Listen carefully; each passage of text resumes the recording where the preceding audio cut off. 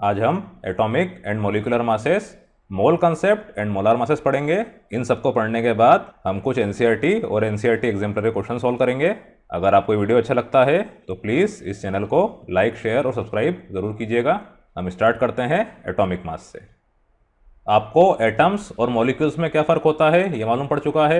Atoms मिलते हैं तो मॉलिक्यूल बनता है, यहाँ पर एटॉमिक मासेस मिलेंगे तो मॉलिक्यूलर मास बनेगा। इसीलिए पहले आपको एटॉमिक मास क्या है ये जानना बहुत ज़रूरी है। आप ये जानते हैं एटम्स का साइज़ बहुत छोटा होता है, माइक्रोस्कोपिक लेवल का। अब माइक्रोस्कोपिक लेवल का साइज़ है तो ऑब्वियसली इसका मास भी बहुत कम होगा। इसका मास 10 to the power -24, 10 to the power -27 इस ऑर्डर का होता है केजी। इसको मेजर करने के लिए जो टेक्निक अपनाई गई थी वो थी स्पेक्ट्रोस्कोपी, और जो इंस्ट्रूमेंट था वो था मास स्पेक्ट्रोमीटर। लेकिन हमेशा की तरह आपने देखा है केमिस्ट्री में, फिजिक्स में कुछ स्टैंडर्ड माना गया है। शुरुआत में जब मेजरमेंट करा गया तो हाइड्रोजन को स्टैंडर्ड माना गया था। इसका इन्होंने मास = 1 दे दिया था, इसकी कुछ यूनिट डिसाइड नहीं करी थी। उसके बाद जैसे जैसे वो रिसर्च होती गई तो कार्बन 12 एक आइसोटॉप है कार्बन का, इसको स्टैंडर्ड माना गया। इसको स्टैंडर्ड मानने के बाद इनके सामने एक यूनिट आई AMU, एटॉमिक मास यूनिट। सारे के सारे मास, सारे के सारे एटॉमिक मास इस यूनिट के हिसाब से दिए जाने लगे। ये चीज़ का आप ध्यान रखिएगा। जैसे कार्बन आपके ऑर्गेनिक केमिस्ट्री में कितना इंपॉर्टेंट है, उसी तरह से फिजिकल केमिस्ट्री में भी मेजरमेंट के तौर पे, मास मेजरमेंट के तौर पे इसका भी काफ़ी योगदान रहा है। ठीक है, अब हम स्टार्ट करते हैं AMU से। ये क्या होता है? 1 atomic mass unit is defined as a mass exactly equal to 1/12 of the mass of 1 carbon 12 atom. Carbon 12 atom का जितना ही मास है उस मास का 1/12 मास जो होता है उसको ये कहते हैं 1 AMU। इसकी वैल्यू होती है 1.66056 × 10 to the power -24 ग्राम। देख लीजिए आप कितना छोटा है ये आपको जो मैंने बताया यहाँ पर इस ऑर्डर का मास होता है एटॉमिक मास में। अब क्योंकि इसको स्टैंडर्ड माना है, एक रेफरेंस माना है, तो बाकी जितने भी एलिमेंट्स हैं उनका मास भी क्या होगा, इस मास के हिसाब से, इस AMU के हिसाब से तय होगा। सबसे पहले हाइड्रोजन का मास इन्होंने मेजर करा मास स्पेक्ट्रोमीटर से। वो कितना आया? 1.6736 × 10 to the power -24 kg। आपको अगर AMU टर्म्स में निकालना है तो ऑब्वियसली इसे डिवाइड करना पड़ेगा। ये चीज़ आप जानते हैं, किसी भी यूनिट के रिस्पेक्ट में आपको निकालना है तो वो यूनिट की जो वैल्यू है उससे आपको डिवाइड करना पड़ता है। यहाँ पर यह आया 1.0078। इसमें इन्होंने SF यूज़ किया, SF यूज़ करके इसको कर दिया 1.0080। और अभी 1.008 ये वैल्यू आपकी याद करी हुई है, आपने 9th-10th में पढ़ी थी हाइड्रोजन की। उसी तरह से ऑक्सीजन का मास आया 15.995। इसका भी कुछ मास हुआ होगा जिसको इन्होंने स्पेक्ट्रोमीटर से मेजर किया होगा। वो मास को इन्होंने डिवाइड कर दिया इस मास से, तो ये कितना आ गया 15.995 AMU। हालांकि इतना आपको डिटेल में आने की ज़रूरत नहीं है। उन्होंने अगर आपको बोल रखा है क्वेश्चन में कि आपको मास ये इस ऑर्डर का लेना है 1.008, ऑक्सीजन का 15.995, तो ज़रूर आप लीजिएगा। नहीं तो आप इसके लिए अप्रॉक्सीमेटली 16 AMU ले सकते हैं और इसको 1 AMU ले सकते हैं। आपको पूरा ये फिगर याद करने की ज़रूरत नहीं। 15.995 ये आपको अगर दिया है क्वेश्चन में तो आप इसको यूज़ कर सकते हैं। इसके बाद फिर क्या हुआ, एटॉमिक मास में थोड़ी तब्दीली आई। AMU इसको हटा के इन्होंने कर दिया यूनिफाइड मास। अब यहाँ पर वर्ड आ गया यूनिफाइड। ऐसा क्यों हुआ? क्योंकि जैसे आइसोटॉप्स की डिस्कवरी हुई, आपने देखा है सबसे सिंपल आइसोटॉप्स आपके हाइड्रोजन के, प्रोटियम, ड्यूटेरियम, ट्रिटियम। अब आपने अगर हाइड्रोजन का मास बोला तो सवाल ये उठता है कि आप हाइड्रोजन का कौन सा आइसोटॉप का मास बोल रहे हैं? प्रोटियम का बोल रहे हैं, ट्रिटियम का बोल रहे हैं, ड्यूटेरियम का बोल रहे हैं? इसीलिए क्या हुआ, इन तीनों का एवरेज मास निकाला गया। एवरेज मास को इन्होंने एटॉमिक मास का नाम दे दिया। जहाँ पर भी रीडिंग्स 2 या 2 से ज़्यादा होती है, आप एवरेज ले लेते हैं, आप मीन वैल्यू लेते हैं, तो आप ये समझ लीजिए कि मीन वैल्यू इन्होंने ली। उस मीन वैल्यू को इन्होंने एटॉमिक मास का नाम दे दिया। अब ये मीन वैल्यू कैसे ली है आपने? सारे आइसोटॉप्स को एक करके या सारे आइसोटॉप्स के मास को प्लस करके, ऐड करके उसका एवरेज लेके, मतलब आपने यूनिफाइड किया, उनको मिलाया, इसीलिए इसका यूनिट U हो गया, यूनिफाइड मास। ठीक, आई होप आपको समझ में आ गया होगा। बस ये डेफिनेशन आप याद रखिएगा। यहाँ पर भी कार्बन 12 का काफ़ी योगदान रहा है। जो भी इसका मास था उसका 1/12 mass is your AMU। Then अभी आपको जो मैंने बताया एटॉमिक मास था उसका एवरेज, वही बात है। ये होता है the sum of the products of masses of its isotopes and its natural abundance. Isotopes जो भी हैं कितनी मात्रा में प्रेजेंट है इस धरती पर वो भी आपको देखना पड़ेगा। यहाँ पर इन्होंने आपको 3 आइसोटॉप्स दिए हैं, carbon 12, carbon 13, carbon 14। Obviously carbon तो सबसे ज़्यादा पाया जाने वाला आइसोटॉप है और आप देख भी लीजिए 98.892% सबसे ज़्यादा मिलता है ये। इसका एटॉमिक मास 12, कार्बन 13, कार्बन 14 ये थोड़ा कम पाए जाते हैं। पर अभी आपने देखा यूनिफाइड मास, एटॉमिक मास, आप किसी एक आइसोटॉप को लेके मास डिसाइड नहीं कर सकते हैं, आपको तीनों आइसोटॉप और वो आइसोटॉप्स कितने प्रेजेंट है उनको भी लेना पड़ेगा। तो ये कैसे लोगे आप? Sum of the product of masses of its isotope and natural abundance. यहाँ पे अबंडेंस जो है कितना है 98.892, तो 98.892 मल्टीप्लाइड बाय 12 ये एक प्रोडक्ट, फिर सम प्लस 1.108 मल्टीप्लाइड बाय 13.00335 ये दूसरा, plus 2 into 10 to the power -10 भी तो बहुत ही छोटा है, फिर भी है तो सही वैल्यू 14.00317 डिवाइडेड बाय 100। जब आप ऐसा करेंगे तो आपका एवरेज एटॉमिक मास आ जाएगा। आप एवरेज एटॉमिक मास बोलिए, एटॉमिक मास बोलिए, कलेक्टिवली आप इसको एटॉमिक मास बोल सकते हैं, पर तरीका इसका ये है। तो इस तरह से इसकी वैल्यू आई 12.001 U। इसको आप अप्रोक्सीमेटली 12 U भी ले सकते हैं। अगर उन्होंने नहीं बोला है तो आप ये भी ले सकते हैं, आपको पूरी वैल्यू याद करने की ज़रूरत नहीं है। यहाँ पर इन्होंने जो सॉल्व करा है 100 का डिवीजन पहले ही कर दिया है, इसीलिए 0.98892 मैंने 100 का डिवीजन बाद में किया। अब आपने जो पीरियोडिक टेबल में जितने भी एलिमेंट्स देखे हैं उनका जो मास देखा है वो असल में क्या है, उनका एवरेज एटॉमिक मास। इस बात का और आप ध्यान रखिएगा। आपके पीरियोडिक टेबल में ऐसा नहीं है जो कार्बन है तो कार्बन 12 अलग है, कार्बन 13 अलग है, कार्बन 14 अलग है, सारे के सारे आइसोटॉप्स कार्बन के एक ही ब्लॉक में प्लेस्ड हैं। हाइड्रोजन के सारे आइसोटॉप्स वो भी एक ही ब्लॉक में प्लेस्ड हैं। ऐसे बहुत सारे आइसोटॉप्स हैं, तो उन सबका एवरेज एटॉमिक मास आप पीरियोडिक टेबल में देखते हैं। ठीक, नेक्स्ट आपका मॉलिक्यूलर मास। अब अभी आपको मैंने बताया एटॉमिक मासेस, इनको जब आप प्लस करेंगे तो आपको क्या मिलेगा? Molecular mass. एटम्स मिलके मॉलिक्यूल्स बनाते हैं, एटॉमिक मासेस मिलके मॉलिक्यूलर मास बनाएंगे। वही बात दे रखी है यहाँ पे, sum of atomic masses of the elements present in a molecule is known as molecular mass. कैसे मिलेगा ये? By multiplying the atomic mass of each element by the number of its atoms and adding them together. बहुत ही simple है। जैसे यहाँ पे इन्होंने एग्जांपल लिया CH4 का, मीथेन। यहाँ आपने देखा कार्बन का एक एटम प्रेजेंट है, हाइड्रोजन के 4, तो number of atoms of carbon 1 into its atomic mass 12.011 plus यहाँ पे दिया है सम, हाइड्रोजन 4 इंटू 1.008, तो इससे क्या हो गया? CH4 मीथेन मॉलिक्यूल का आपको मास मालूम पड़ गया। ये होगा मॉलिक्यूलर मास। मॉलिक्यूल का मास मतलब मॉलिक्यूलर मास। उसी तरह वाटर का भी, यहाँ पे 2 H के एटम, एक ऑक्सीजन का एटम, इसको आपने सॉल्व किया तो 18.02, वेरी इजी। इसके बाद आपका फॉर्मूला मास, ये बहुत इंपॉर्टेंट है। इंपॉर्टेंट इसलिए है क्योंकि कन्फ्यूजन बच्चों को ये होता है कि फॉर्मूला मास हम क्यों यूज़ कर रहे हैं, हमने फॉर्मूला क्यों बोला, हमने मॉलिक्यूलर मास यहाँ क्यों नहीं बोला।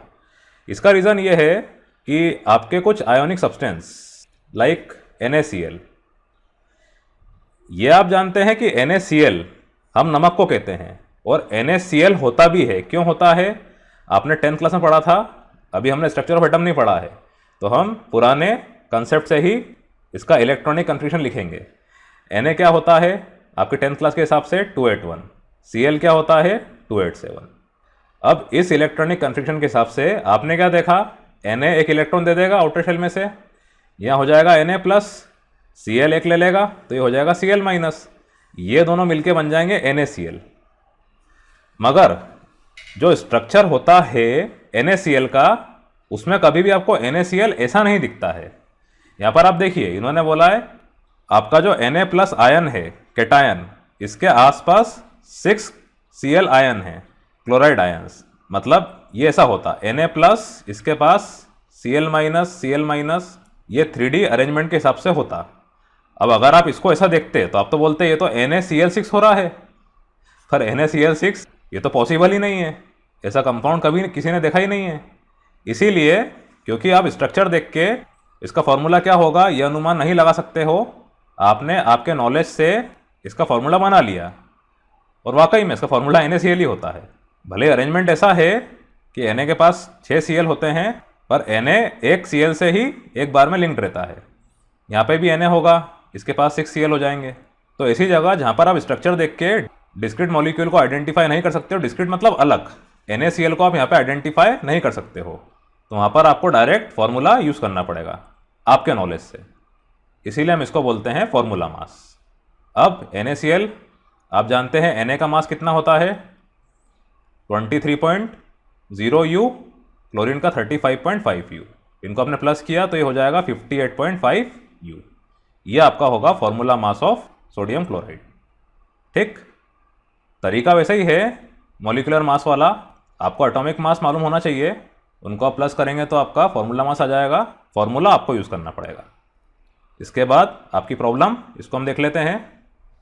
Calculate the molecular mass of glucose C6H12O6। अब ये क्वेश्चन जो इन्होंने किया है आपकी बुक में, यहाँ पर इन्होंने 12.011 लिया है, 1.088 लिया है, 16 लिया है। ये आपके ऊपर है, अगर आपको ये वैल्यू याद नहीं आती है तो उसको डायरेक्टली आप इस तरह से भी कर सकते हैं, 6 × 12, क्योंकि 6 एटम्स है कार्बन के, number of atoms multiplied by their atomic mass. आप 12 करेंगे तो भी चलेगा। हाइड्रोजन 12 है तो 12 × 1, उसके बाद ऑक्सीजन 6 है तो 6 × 16, ये आपका आ गया 72, ये 12, ये 96। आपने प्लस किया तो 180। ये आंसर भी आपका सही है, लेकिन उन्होंने क्वेश्चन में अगर आपको ऐसा मेंशन कर रखा है कि आप C को 12.011 U लें, H को 1.008 U लें, तो फिर आप इस तरह से इसको सॉल्व कीजिएगा। बाकी दोनों आंसर सही है, ये भी सही है, ये भी सही है। ये तो बहुत ही ईजी क्वेश्चन था। चलिए हम आगे बढ़ते हैं। इसके बाद आपका सबसे इंपॉर्टेंट टॉपिक है इस पूरे चैप्टर का, बहुत सारे क्वेश्चंस इसी टॉपिक पे बेस्ड रहेंगे। ये है आपका मोल कंसेप्ट एंड मोलर मासेस। हम मोल क्यों यूज़ करते हैं ये आपको बता चुका हूँ मैं। किसी भी क्वांटिटी को रिप्रेजेंट करने के लिए, जैसे 1 dozen is equal to 12, 1 score is equal to 20, उस समय कुछ नाम ढूंढना जरूरी था। तो विल्हेम ऑस्टवर्ल्ड जी ने माइक्रो लेवल की क्वांटिटीज़, जो कि बहुत ज़्यादा है, बहुत ही ज़्यादा है, उसके लिए एक वर्ड सजेस्ट करा, मोल। ठीक है, क्योंकि केमिस्ट्री में आपको आगे क्वांटिटेटिव एनालिसिस भी देखना पड़ेगा, इसीलिए मोल बहुत ज़रूरी है। अब 1 मोल क्या होता है ये भी आपको मैंने बताया था, हम एक बार और देख लेते हैं। 1 mole is the amount of a substance that contains as many particles or entities as there are atoms in exactly 12 gram of carbon 12 isotope. Carbon 12 isotope of carbon है, इसके 12 ग्राम में जितने एटम्स हैं उतने एटम्स या एंटिटीज 1 मोल उस substance की होती है। ठीक है, आपको मैंने बताया था, जैसे 1 मोल ऑफ आपने बोला H एटम, तो ये क्या हो जाएगा 6.022 इंटू 10⁻23 H एटम्स। आपने एटम ना बोलते हैं मॉलिक्यूल बोला, H2O मॉलिक्यूल, तो ये भी 6.022 इंटू 10⁻23 H2O मॉलिक्यूल्स। उसी तरह से इलेक्ट्रॉन, प्रोटॉन्स, जो भी चीज़ें हैं उनकी वैल्यू फिक्स रहेगी। जैसे 1 dozen of banana, 1 dozen of apple 12 ही होता है। ऐसे 1 mole of H atom, 1 mole of molecule, 1 mole of electrons, 1 mole of protons, 6.022 into 10⁻23 होता है। न्यूमेरिकल वैल्यू ये होती है। ठीक है, एंटिटीज़ का मतलब यहाँ पर ये है, ऐसा हमने पढ़ा था पहले। अब सवाल ये है, जब यहाँ पर ये वैल्यू आई थी 6.022 इंटू 10⁻23, ये कैसे निकालते हैं, इसका आपको मैंने उस समय नहीं बताया था। अब आपको इससे बहुत ज़्यादा डील करना है, इसीलिए हमें ये भी जानना होगा कि ये वैल्यू आई कैसे। 1 डजन इज इक्वल टू 12, ये तो आपका रखा हुआ है, पर ये वाली वैल्यू कैसे आई है ये आपको जानना पड़ेगा। देखिए इन्होंने क्या करा, पहले मास स्पेक्ट्रोमीटर से कार्बन 12 का मास मेजर कर लिया। वो कितना आया आपका 1.992648 इंटू 10⁻⁻23 ग्राम। अब आपने देखा है मोलर मास मतलब मास इन ग्राम्स पर मोल, तो 1 मोल कार्बन का मास कितना होगा 12 ग्राम। जहां मोलर मास है वहां पे आप ग्राम से डील करेंगे, तो 12 डिवाइडेड बाय दिस स्पेक्ट्रोमीटर मास, क्योंकि ये जो मास है ये पर कार्बन एटम का है। आपने अब इसे डिवाइड करा तो ग्राम और ग्राम कैंसल, ये C कार्बन एटम ऊपर चला गया, मोल नीचे आ गया, तो 1 मोल में टोटल इतने एटम्स होते हैं। बस 12 से आपको ध्यान रहे, कार्बन 12 आपको लेना है। ये स्टैंडर्ड बाकी सारी चीज़ों के लिए इन्होंने फिक्स कर दिया है। ठीक, अब इसका कुछ नाम देना भी ज़रूरी है। आपने बोला 1 डजन, 1 स्कोर, 1 ग्रॉस, तो इसका इन्होंने क्या नाम दिया? Avogadro constant. और एवोगैड्रो जी का पूरा नाम था एमेडियो एवोगैड्रो। इसको ये करते हैं रिप्रेजेंट एन से, एन और चरणों में ए। ठीक है, फिर इन्होंने वही चीज़ बताई आपको, अगर एटम्स होंगे तो भी वही वैल्यू होगी, मॉलिक्यूल्स होंगे तो भी वही वैल्यू होगी, फॉर्मूला यूनिट्स होंगे तो भी वही वैल्यू होगी। फिर आपका मोलर मास मतलब मास of 1 mole of a substance in grams is called its molar mass. आपको पहले बता दिया मैंने, ये यहाँ पर आया क्योंकि डेफिनेशन के हिसाब से यहाँ पे ग्राम पर मोल इन्होंने पहले लिख दिया था। मोलर मास कुछ नहीं है, आपके मॉलिक्यूलर मास जैसे ही होता है, बस फर्क इसमें इतना है कि यहाँ पर आपको ग्राम पर मोल यूज करना है और मॉलिक्यूलर मास में यू। बाकी न्यूमेरिक वैल्यू दोनों की एक होगी। जैसे आपने बोला मोलर मास ऑफ कार्बन, तो ये 12 ग्राम पर mole, molecular mass of carbon 12 u. और इसको वैसे ध्यान रखिए, मोलार मतलब क्या है, इसमें मोल आ रहा है। अभी आपने देखा मोल मतलब कितनी बड़ी वैल्यू है, देखिए आप 6.022 10⁻23। तो अगर बड़ी वैल्यू है तो आपको ग्राम लेना पड़ेगा, क्योंकि ग्राम और यू, इसमें ग्राम यू से बहुत बड़ा है। यू मतलब क्या होता है? 10⁻⁻24 ग्राम, 10⁻⁻27 ग्राम। तो यू क्या है? बहुत छोटा यूनिट है। मोल क्या है? संख्या के हिसाब से बहुत बड़ा यूनिट है, तो यहां पर आपको ग्राम यूज करना पड़ेगा। ऐसे इसको याद करिएगा आप। और एक और चीज, यहां पर क्या है? मॉलिक्यूल। वाटर का मॉलिक्यूल आपने देखा थोड़ी है, बहुत छोटा होता है। आपने एक गिलास पानी लिया, उसमें आपसे मैं बोलूं क्या वाटर का मॉलिक्यूल देखें, आप देख ही नहीं सकते, बहुत छोटा होता है। तो इसको रिप्रेजेंट करने के लिए यहाँ पे यूनिफाइड मास यू इन्होंने यूज किया है। ठीक, ऐसे आप ध्यान रखिएगा। न्यूमेरिक वैल्यू सेम होती है, यूनिट अलग होती है। जहां मोलर मास है वहां ग्राम पर मोल, जहां मॉलिक्यूलर मास है वहां पे यू। सोडियम क्लोराइड, इसका भी आपने देखा था, formula mass 58.5 you, molar mass 58.5 ग्राम पर मोल इनवर्स। और इसको एक तरीका और है लिखने का, 1 मोल ऑफ NaCl, इसका मास 58.5 ग्राम, 1 मोल ऑफ वाटर 18.02 ग्राम। ऐसे भी आप लिख सकते हैं, ऐसे लिखें ऐसे लिखें, एक ही बात है। नेक्स्ट है आपका परसेंटेज कंपोजिशन। ये तो बहुत इजी टॉपिक है, अभी तक आप प्रोग्रेस करते करते 11th क्लास तक आ गए हैं। आपका जो भी रिजल्ट बनता है उसमें परसेंटेज मार्क्स आपके दिए जाते हैं सब्जेक्ट के। कैसे देखते हैं आप? जितने आपको मार्क्स आए हैं divided by maximum marks into 100, इससे आपको परसेंटेज निकल जाता है। ठीक उसी तरह से यहाँ पे भी यही करना है आपको। आपके पास एक कंपाउंड है, मान लीजिए H2O वाटर, तो इसका टोटल मास कितना है? 18। अब आपसे बोला गया इस 18 ग्राम वाटर में या 1 मोल वाटर में H2 का परसेंटेज आप निकालिए या सिंपली H का परसेंटेज निकालिए, हाइड्रोजन का परसेंटेज निकालिए। तो आप क्या करेंगे? हाइड्रोजन का जो इंडिविजुअल मास है उसको कैलकुलेट करेंगे आप। यहाँ पे 2 एटम्स हैं तो 2 × 1, ये 2 हो गया, तो 2 डिवाइडेड बाई 18 × 100, तो ये कितना आ जाएगा आपका? अप्रोक्सीमेटली 11.18। फिर वही बात मैंने आपसे बोला है, यहाँ पे इन्होंने 1.008 वैल्यू यूज करी है। अगर आपको ये वैल्यू नहीं भी याद आती है तो आप हाइड्रोजन का मास 1 ले सकते हैं, वाटर का मास 18 ले सकते हैं, तो ये 11.18%। ठीक उसी तरह ऑक्सीजन का यहाँ पे एक एटम है, ऑक्सीजन का मास 16 डिवाइडेड बाय 18 × 100, तो 88.8% अप्रोक्स। इस तरह से आप परसेंटेज कंपोजिशन, या मुझे कहना चाहिए मास percent of an element of a particular element निकाल सकते हैं। उसके बाद इन्होंने एक और एग्जांपल दिया है आपके एथेनॉल का, एल्कोहल C2H5OH। इसमें भी आप देखिए, इसमें हम हाइड्रोजन का निकालते हैं। अब यहाँ पर कितने H है आपके पास? 6, तो 6 × 1.008, तो इससे कितना आ गया? 6.048 डिवाइडेड बाय इसका पूरा मास 46.068 मल्टीप्लाइड बाय 100। तो हाइड्रोजन इस पूरे मॉलिक्यूल में इतना परसेंट प्रेजेंट है। उसी तरह से ऑक्सीजन, उसी तरह से आपका कार्बन। Very easy. इसके बाद empirical formula for molecular formula, ये थोड़ा इंपॉर्टेंट टॉपिक है, क्योंकि आगे जाके आपको एक स्केलेटन दे रखा है, स्केलेटन में आपको बोन्स लगानी है और एक मॉडल बनाना है, एक ह्यूमन मॉडल बनाना है। यही इसमें भी होगा। एम्पेरिकल फॉर्मूला मतलब क्या है? ढांचा। आपको एक सिंपल होल नंबर रेशो दिया होगा, उस सिंपल होल नंबर रेशो को देखकर उसका मास निकाल के आपको एक्चुअल मॉलिक्यूल को फाइंड करना है और उसका मॉलिक्यूलर मास निकालना है। जब आप ऐसा कर लेंगे तो आपका मॉलिक्यूलर फॉर्मूला आपको मिल जाएगा। अब देखिए इसमें करना कैसे है आपको ये सब। इन्होंने बोला है empirical formula represents the simplest whole number ratio of various atoms present in a compound, whereas the molecular formula shows the exact number of different types of atoms present in a molecule of a compound। हम example लेते हैं glucose का, सबसे best example C6H12O6। अब मैंने formula लिख दिया है, आपको अगर इसका फॉर्मूला मालूम नहीं होता तो आप इसको कैसे निकालते ये हम अभी देखने वाले हैं। आप ये देखिए पहले, इसमें कार्बन, हाइड्रोजन, ऑक्सीजन, इन तीनों का रेशो क्या है? 6:12:6।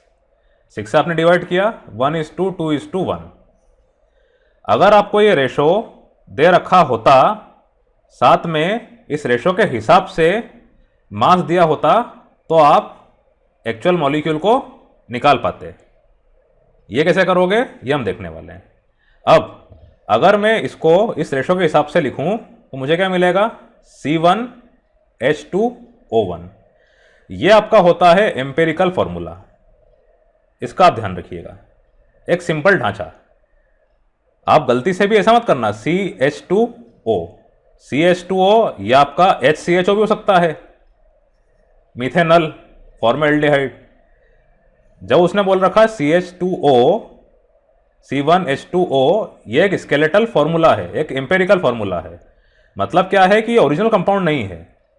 इसका आपको पहले मास निकालना पड़ेगा, मास निकालने के बाद मल्टीप्लिकेशन फैक्टर निकालना पड़ेगा, उसके बाद आप ओरिजिनल कंपाउंड को निकाल पाएंगे।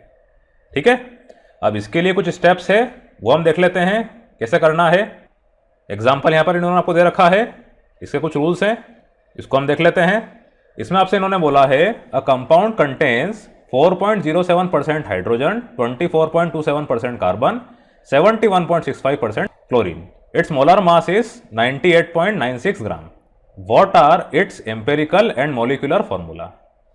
अब देखिए इसमें क्या करना है, आपको एक कंपाउंड में जितने भी एटम्स हैं उनका मास परसेंट दे रखा है। तो पहली step, conversion of mass percent two grams. जैसा आप मैथमेटिक्स में करते थे 6th-7th क्लास में, प्रॉफिट लॉस में क्या करते थे आप? 100 को रेफरेंस मानते थे, लेट द टोटल रुपीज भी 100, उसमें जितना प्रॉफिट हुआ है उसको आप इसके हिसाब से कंपेयर करते थे। यहां पे भी यही करना है, आपको 100 ग्राम रेफरेंस मानना है, that it is the weight of a compound. Compound क्या है आप ये नहीं जानते हैं, पर आपने 100 ग्राम इसका मास मान लिया है। अब सीधी सी बात है, ऐसा करने से ये होगा कि आपका जो भी परसेंटेज है वो साफ साफ ग्राम में न्यूमेरिकली कन्वर्ट हो जाएगा। 4.07% मतलब 4.07 अपॉन 100 इंटू 100, तो ये कितना हो गया? 4.07 ग्राम। ये आपको सुविधा रहेगी, तो इसीलिए 100 ग्राम आप मान के चलिए। अब इन्होंने बोला 4.07% हाइड्रोजन, तो ये क्या हो जाएगा? 4.07 ग्राम ऑफ हाइड्रोजन। तो इस तरह से इन्होंने कन्वर्ट कर दिया, पहली स्टेप ये है। बाकी कार्बन 24.27 ग्राम, क्लोरीन 71.67 ग्राम। ठीक, इसके बाद आपने जो ये मास निकाला इसको आपको करना है नंबर ऑफ मोल्स में। अब ये बहुत इंपॉर्टेंट फॉर्मूला है, नंबर ऑफ मोल्स। ये आपका होता है given mass upon atomic mass. इसको आप ध्यान रखिएगा, very very important. Given mass आपको ग्राम में दिया होगा, जहां मोल्स आ रहा है वहां पे भी आपको ग्राम यूज करना है। अब गिवन मास ग्राम में है, एटॉमिक मास ग्राम पर मोल में है, तो ग्राम और ग्राम कैंसल, मोल ऊपर चला गया तो ये मोल्स। आपका जो भी आंसर आएगा नंबर ऑफ मोल्स वो मोल्स में रहेगा, MOL में रहेगा। ठीक, ऐसे ध्यान रखिएगा आप। एटॉमिक मास की यूनिट गिवन मास की यूनिट, गिवन मास की यूनिट ग्राम, एटॉमिक मास की यूनिट ग्राम पर मोल। डिनोमिनेटर का डिनोमिनेटर मतलब न्यूमरेटर में आ गया। तो आपने कन्वर्ट किया, आपने 4.07 ग्राम हाइड्रोजन निकाला, इसका एटॉमिक मास क्या होता है? 1.008 ग्राम पर मोल। इन्होंने मोल्स ऑफ हाइड्रोजन कर दिया है, कोई दिक्कत नहीं है, डायरेक्ट लिखा नहीं है इन्होंने। अगर आप चाहें तो ग्राम पर मोल करके यहाँ पे MOL कर सकते हैं, ये भी सही है। ये आपका हो गया 4.04। उसी तरह से कार्बन 2.021, क्लोरीन 2.021। ठीक है, then divide each of the mole values obtained above by the smallest number amongst them. आपने जो भी मोल्स की वैल्यू निकाली है यहाँ पर, तो इसमें सबसे छोटी वैल्यू क्या है उससे आपको सभी को डिवाइड करना है। यहाँ पे जैसे आपने देखा 2.021, सबसे छोटी वैल्यू ये है। तो आप 4.04, 2.021, 2.021 इन तीनों को इसी 2.021 से डिवाइड कर लीजिए। आपने जैसे डिवाइड करा आपको क्या मिलेगा, एक जगह ऐसा, एक जगह ऐसा और एक जगह ऐसा। ये आपका हो गया 1, इधर 1 हो गया और इधर 2 पॉइंट समथिंग आपको कुछ मिलता, या 1.99 अप्रॉक्स कुछ मिलता। तो इन्होंने इसको इग्नोर करके, क्योंकि इनको होल नंबर रेशो चाहिए, इसको अप्रोक्सीमेटली 2 में कन्वर्ट कर दिया है। ऐसा आप कर सकते हैं, बहुत छोटी वैल्यू है उसको आप इग्नोर कर सकते हैं। ठीक है, तो यहां पर ये क्या हो गया रेशो 2:1:1। यहां पे आप इस 2 का साइन और लगा दीजिए, तो ये सिंपलेस्ट होल नंबर रेशो आ गया। अब आप देखिए जैसा आपके इसमें हुआ था C1H2O1, यहां पर भी क्या था आपका सिंपलेस्ट होल नंबर रेशो था एम्पेरिकल फॉर्मूला में। यहां पर भी क्या हुआ आपका सिंपलेस्ट होल नंबर रेशो आ गया। अब साथ ही साथ किस किस एटम्स के लिए आया ये आप देख लीजिए। H के लिए आया है 2, तो H को इसके नीचे लिख दीजिए। C के लिए 1, क्लोरीन के लिए 1, तो उसका फॉर्मूला क्या हो जाएगा, H 2 है, C 1 है, Cl 1 है, तो CH2Cl। ये क्या हो गया आपका एम्पेरिकल फॉर्मूला। अब इसके बाद स्टेप 4 ये था, एम्पेरिकल फॉर्मूला लिख लीजिए आप। इसका मास निकालना है। मॉलिक्यूलर फॉर्मूला निकालने के लिए CH2Cl एम्पेरिकल फॉर्मूला के हिसाब से आपका जो कंपाउंड बना है, एक ढांचा बना है, उसका मास निकालना है। तो इन्होंने मास निकाला, carbon 12.01 plus hydrogen 2 × 1.008 plus chlorine, यह आया आपका 49.48। अब देखिए आप, इन्होंने यहाँ पे आपको क्वेश्चन में बोल रखा था कि ग्लूकोज है, इसका मोलर मास कितना है 98.96 ग्राम पर मोल, या सिंपली ग्राम, ऐसा इन्होंने कर दिया है। आखिरी स्टेप आपकी जो है डिवाइडिंग फैक्टर मल्टीप्लिकेशन फैक्टर निकालने के लिए जो आपको करनी है वो है मोलर मास अपॉन इंपेरिकल मास। तो आपने जैसे 98.96 डिवाइडेड बाय 49.48 किया, तो ये कितना आ गया अप्रोक्सीमेटली 2, अप्रोक्सीमेटली या 2 ही होगा ये। अब इस 2 को आपको मल्टीप्लाई करना है इस ढांचे में। जैसे आपने मल्टीप्लाई करा तो ये क्या हो गया C2H4Cl2। ये आपका ओरिजिनल कंपाउंड फाइनली आपको मिल गया इस तरह से। तो एम्पेरिकल फॉर्मूला, एम्पेरिकल मास से आप मॉलिक्यूलर फॉर्मूला, मॉलिक्यूलर मास निकाल सकते हैं। ठीक है, चलिए अब मैंने जो आपको एग्जांपल दिया था उसको भी आपको एक्सप्लेन करता हूं इसी तरीके से। ग्लूकोज, इसमें हम यहां तक पहुंच गए थे CH2O तक। अब मुझे ये स्टेप तो इग्नोर करनी है 100 ग्राम, क्योंकि आपने इसका एम्पेरिकल फॉर्मूला निकाल लिया है। अब यहां पर आप देखिए ग्लूकोज का मुझे मास मालूम है, molar mass is equals to 180, और इस ढांचे का मोलर मास 12 और 2 14, 14 और 16 30। तो आपकी जो आखिरी स्टेप थी n वाली, वहां से मैं कंटिन्यू कर सकता हूं। मुझे 180 मिल गया था, तो 180 डिवाइडेड बाय 30, यह आपका हो गया 6। तो n यहां पर कितना हो गया 6। अब इस 6 को मल्टीप्लाई करना है आपको इस पूरे में, तो ये कितना हो जाएगा C6H12O6। ठीक है, ये आपका ग्लूकोज का फॉर्मूला है। तो अगर आपको ग्लूकोज का फॉर्मूला नहीं मालूम है तो इस तरह से आप एम्पेरिकल फॉर्मूला मास से इसको निकाल सकते हैं। ठीक, आई होप आपको समझ में आ गया होगा। इसके हम क्वेश्चंस करेंगे तो और अच्छे से क्लियर हो जाएगा। बस ये स्टेप आप ध्यान रखिएगा, ये बहुत बहुत इंपॉर्टेंट है। चलिए अब हम इन सारे टॉपिक्स के कुछ क्वेश्चंस कर लेते हैं। पहले हम करते हैं एनसीईआरटी से। इसका फर्स्ट क्वेश्चन है calculate the molecular mass of the following. ये थोड़ी मिसप्रिंट थी, नई बुक में इसको सही करा है इन्होंने, मोलर मास पूछा था, मोलिकुलर मास है ये। चलिए H2O, ये तो बहुत ही सिंपल क्वेश्चन है, इवन ये क्वेश्चन आप कर भी चुके हैं। हम जो थ्योरी पढ़ रहे थे मोलिकुलर मास की, उसके अंदर H2O number of atoms multiplied by it's molecular mass, उनका सम। हाइड्रोजन के यहाँ पे 2 एटम है तो 2 × 1। आप चाहें तो 1.008 ले लें अगर वो बोलते हैं तो, नहीं तो अगर आप 1 लेंगे तो भी चलेगा, कोई दिक्कत वाली बात नहीं। और ऑक्सीजन 16, एटम 1, तो 1 × 16, ये आपका हो गया 18 U। देन CO2, कार्बन का एक एटम तो 1 इंटू 12 प्लस ऑक्सीजन के 2 एटम्स तो 2 इंटू 16 44 U। इसके बाद CH4 मीथेन, इसको भी आप पढ़ चुके हैं। 1 इंटू 12 कार्बन का एक एटम, 4 इंटू 1 हाइड्रोजन के 4 atom is equals to 16 U। अब आपकी जो NCERT बुक है इसमें इन्होंने हाइड्रोजन का मास 1.008 लिया है, कार्बन का 12.011 लिया है। उससे आंसर्स में कुछ वेरिएशन आ रहे हैं। NCERT में आपका आंसर आ रहा है 18.02 U, यहाँ पर ये 44.01 U और ये 16.043 U। आप अगर ये भी लिखते हैं तो भी सही है, ये भी लिखते हैं तो भी सही है, क्योंकि SF के हिसाब से इसको जब आप राउंड अप करेंगे तो आपको यही मिलेगा। ठीक, तो ये दोनों आंसर सही है।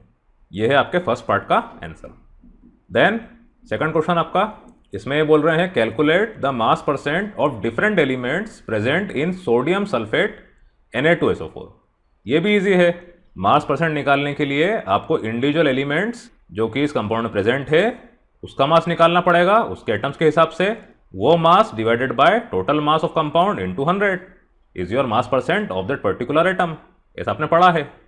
यहाँ पर आप देखिए सोडियम में कितने एटम्स हैं, 2, Na has 2 एटम्स, तो उसका मास कितना हो जाएगा, atomic mass is equals to 23 होता है सोडियम का, तो 2 इंटू 23 मतलब 46 U। उसके बाद सल्फर का एक ही है तो उसका क्या हो जाएगा 1 इंटू 32 तो 32 U। ऑक्सीजन के 4 हैं तो ये 4 इंटू 16 मतलब 64 U। अब मॉलिक्यूलर मास ऑफ Na2SO4 ये भी आपको निकालना पड़ेगा, जैसा परसेंट निकालते हैं आपका। 2 सोडियम के एटम्स 23 इंटू 2 46 प्लस सोडियम का एक एटम 32, ऑक्सीजन का 64, तो ये आपको मिल रहा है 142 U। अब मास परसेंट ऑफ Na, 2 एटम्स है, दोनों का मास 46 divided by total mass 142 into 100, तो ये आपको मिल जाएगा 32.4%। उसी तरह से मैंने सल्फर के लिए और ऑक्सीजन के लिए भी निकाल दिया है। सल्फर का एक एटम तो 32 divided by total mass 142 into 100, ये आपको मिल रहा है 22.5% अप्रॉक्स। ऑक्सीजन के लिए 4 एटम्स थे तो 64 डिवाइडेड बाय 142 इंटू 100 तो 45.1%। ये तीनों मास परसेंट आपको मिल रहे हैं, ये इसका आंसर है। देन थर्ड क्वेश्चन, ये है आपका determine the empirical / molecular formula of an oxide of iron which has 69.9% iron and 30.1% oxygen by mass. इसमें भी थोड़ी सी मिसप्रिंट थी, इसको मैंने सही कर दिया है। इसके अंदर आप एम्पेरिकल फार्मूला बोले, मॉलिक्यूलर फार्मूला बोले, ऑक्साइड आपको ही मिलना है और डाइऑक्सीजन ना होते हुए ऑक्सीजन है। चलिए हम स्टेप बाय स्टेप चलते हैं। पहले आप क्या करेंगे, ऑक्साइड ऑफ आयन जो आपका कंपाउंड है उसका मास कितना मान लेंगे, 100 ग्राम। स्टेप 1, तो लेट बी 100 ग्राम। इसके बाद जो परसेंट है इसको आप ग्राम में करेंगे। दिस इंप्लाइज 69.9% ऑफ आयन वेस 69.9 ग्राम, 69.9 डिवाइडेड बाय 100 इंटू 100। और इसके बाद ऑक्सीजन 30.1% ऑफ ऑक्सीजन 30.1 ग्राम। इसके बाद वाली स्टेप आपको निकालना है नंबर ऑफ मोल्स। तो पहले मोल्स ऑफ आयन, ये आपका होता है गिवन मास या एक्चुअल मास अपॉन मोलर मास। तो गिवन मास कितना है आपका 69.9 डिवाइडेड बाय मोलर मास, ये होता है इसका 55.85। ये आप याद रखिएगा। तो ये आपको मिल रहा है अप्रॉक्स 1.25। उसके बाद moles of oxygen, given mass 30.1 upon molar मास 16, ये आपको मिल रहा है 1.88। अब देखिए अगर मैं यहाँ पर डाइऑक्सीजन लेता तो मुझे नीचे मोलर मास 32 लेना पड़ता। डाइऑक्सीजन मतलब O2, तो इसके मोल्स बहुत कम आ जाते हैं, नेग्लिजिबल आ जाते हैं। और फिर डाइऑक्सीजन, अगर आप डाइऑक्सीजन ले रहे हैं, आयरन ले रहे हैं, तो उसका कुछ फार्मूला बनेगा ही नहीं। Fe एक अलग आपने एटम लिया, उसने कुछ इलेक्ट्रॉन्स आउटर से डोनेट करे तो Fe2+ मिला, Fe3+ मिला। On the other hand oxygen का एटम है, उसने कुछ इलेक्ट्रॉन्स एक्सेप्ट करे तो उसकी वैलेंसी 2 हुई माइनस में, इसीलिए आप डाइऑक्सीजन नहीं ले सकते हो। ये मिसप्रिंट थी। अब इसका नेक्स्ट स्टेप आपको इन दोनों रेशो लेना है, तो होल नंबर रेशो या सिंपल रेशो ये आपका हो जाएगा 1.25:1.88। अगर आप ध्यान से देखें तो ये क्या है, 1.2 डिवाइडेड बाई 1.8 या 12 डिवाइडेड बाई 18। अगर अपन अप्रॉक्सीमेटली देखें तो मतलब ये 2:3 है। ऐसा थोड़ा सा आपको अनुमान लगाना पड़ेगा, या फिर 1.25 से डिवाइड करेंगे तो ये कितना मिलेगा आपको, 1:1.5। आपने 2 का मल्टीप्लाई किया तो 2:3। या तो आप ऐसा अनुमान लगाए कर लीजिए फिगर्स को देख के, या फिर जब का प्रॉपर मेथड है कि जो स्मॉलेस्ट आपके मोल्स आ रहे हैं वो कितने थे यहाँ पे 1.25, उससे इन दोनों को डिवाइड कीजिए। इसको आपने डिवाइड किया तो 1 मिला, इसको डिवाइड किया तो 1.5 मिला। जो स्टेप्स है उनको हम फॉलो कर रहे हैं। अगर आप स्टेप्स भूल जाते हैं तो आप ऐसा अनुमान लगा के भी कर सकते हैं। अब देखिए आप, होल नंबर रेशो आपका 2 आ गया, उधर 3 आ गया। आयन के एटम्स कितने हैं, 2, ऑक्सीजन के 3। तो एम्पेरिकल फॉर्मूला क्या बन जाएगा आपका, Fe2O3। और ये आपका एक्चुअली मॉलिक्यूलर फार्मूला भी है, क्योंकि ये कंपाउंड असल में होता भी है। तो आपसे अगर ये कलेक्टिवली ऐसा पूछते हैं एम्पेरिकल फार्मूला निकालें या मॉलिक्यूलर फार्मूला निकालें, दोनों सही है, is equals to molecular formula. ये इसका आंसर है। चलिए question number 4, how much copper can be obtained from 100 gram of copper sulphate CuSO4। अब यहाँ पे ग्राम की बात कर रहे हैं तो आपको मोल्स लेना पड़ेगा। आप देखिए CuSO4 जो कि आपका कंपाउंड है, इसमें कॉपर कितना है। अगर मैं 1 मोल CuSO4 लेता हूं तो इसका मोलर मास होगा, कॉपर आपका 63.5, सल्फर का 32 प्लस ऑक्सीजन है 4 एटम्स, तो 4 × 16, तो ये आपको मिल जाएगा 159.5 ग्राम। 1 मोल CuSO4 का मास, मोलर मास इतना होता है। अब इसमें कॉपर कितना है, ऑब्वियसली 1 एटम, कॉपर भी 1 मोल होगा। 1 मोल CuSO4 हैज 1 मोल Cu, एक एटम इसका आ रहा है, तो उसका मोलर मास कितना हो जाएगा, डैश डैश करके 63.5 ग्राम। अब आप देखिए बहुत ही सिंपल लॉजिक है यहाँ पे, 159.5 ग्राम CuSO4 था, इसमें 63.5 ग्राम कॉपर था। अब आपने अदला बदली करी, इसको नीचे लेके गए, तो 1 ग्राम CuSO4 में कितना कॉपर हो जाएगा, 63.159.5 ग्राम ऑफ कॉपर। लेकिन इन्होंने यहाँ पे बोला है 100 ग्राम CuSO4। 1 ग्राम CuSO4 में इतना होता है Cu, तो 100 ग्राम में कितना होगा, 100 का मल्टीप्लाई कर दीजिए, तो 100 ग्राम CuSO4 it has 100 multiplied by 63.5 divided by 159.5 gram of Cu। इसको आपने सॉल्व किया तो आपको ये मिल जाएगा 39.81 ग्राम। ये इसका आंसर है। बस इसका ध्यान रखिएगा, यहाँ पे आपको मोलर मास यूज़ करना है क्योंकि ग्राम की बात करी थी, और मोलर मास मॉलिक्यूलर मास की न्यूमेरिक वैल्यू के इक्वल होता है। तरीका निकालने का वही रहेगा। अब आपका 5th क्वेश्चन, ये आपके 3rd क्वेश्चन जैसा ही है जैसा हमने भी किया था, ऑक्साइड ऑफ आयरन। इसका आंसर भी आप जानते हैं, Fe2O3। अब 3rd क्वेश्चन में देखिए, जहाँ पर मैंने लास्ट में empirical formula is equals to molecular formula directly लिख दिया था, इसको प्रॉपर तरीके से कैसे निकाला जाए अपनी स्टेप से, वो हम करने वाले हैं। एम्पेरिकल फार्मूला तक आपको ऐसे करना है, उसके बाद मॉलिक्यूलर फार्मूला निकालने के लिए आपको n निकालना पड़ेगा, डिवाइडिंग फैक्टर। तो यहाँ पे मैं लिख देता हूँ, follow question 3 up to empirical formula. ये आपका आ गया Fe2O3। अब देखिए आप, मॉलिक्यूलर फार्मूला होना वैसे यही है, ऑक्साइड यही रहती है, पर आपको सबूत देना पड़ेगा आपकी स्टेप के हिसाब से। इसमें आपको दे रखा molar mass of oxide is ये, आप जानते हैं n, जिसको आप डिवाइडिंग फैक्टर कहते हैं, मल्टीप्लिकेशन फैक्टर कहते हैं। तो ये क्या होता है आपका molar mass upon empirical formula mass.